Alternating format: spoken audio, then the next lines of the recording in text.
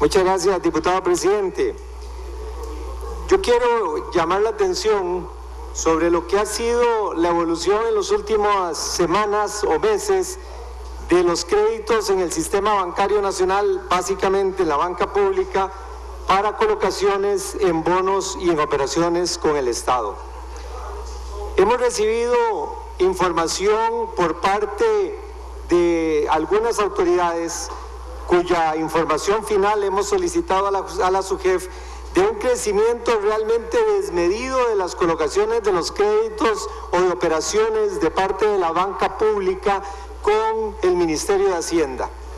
Si esa es la situación que se está viviendo, lo que estamos haciendo en este momento o lo que está haciendo el gobierno en este momento es cortar el crecimiento de nuestra economía. Si los fondos de los bancos públicos, que sin lugar a dudas son los más grandes en el país, se están destinando para el financiamiento del déficit fiscal del Ministerio de Hacienda, eso quiere decir que vamos a ver una contracción en el crédito privado. Y si el crédito privado se contrae, ni más ni menos que la consecuencia directa es que vamos a ver menos inversión, menos proyectos desarrollándose. Eso va a significar menos empleo y menos crecimiento en el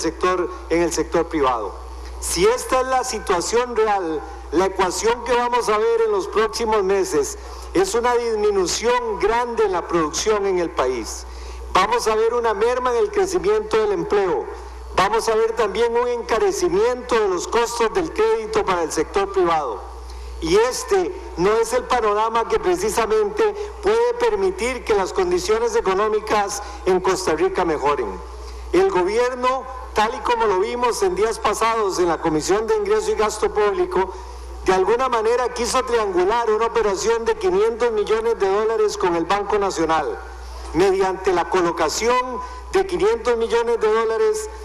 por parte del banco, vendiéndoselo a un banco en el exterior y trasladándole esos recursos al Ministerio de Hacienda, lo cual significaba ni más ni menos que se iba a convertir al Banco Nacional en un garante de las colocaciones del Ministerio de Hacienda, un garante de que el Ministerio de Hacienda iba a honrar sus obligaciones, pero que además, si el Ministerio de Hacienda no las honra, le correspondería hacerlo al Banco Nacional. Esta situación no fue aprobada por la Junta Directiva del Banco Nacional y por el contrario, hubo una manifestación de preocupación y de disgusto de algunos de los miembros de su Junta Directiva. Espero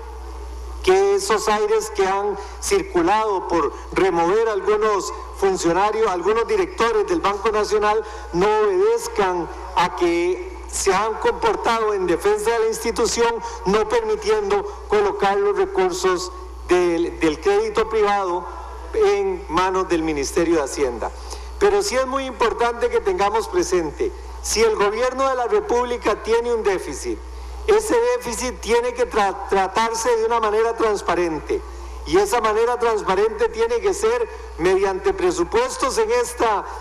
Asamblea Legislativa, mediante aprobaciones de créditos en esta Asamblea Legislativa como corresponde o mediante la reducción de los gastos que realiza el gobierno de la República. Pero no puede ser tomando los recursos destinados para el crédito privado en manos de los bancos públicos del Estado para colocárselos al Ministerio de Hacienda.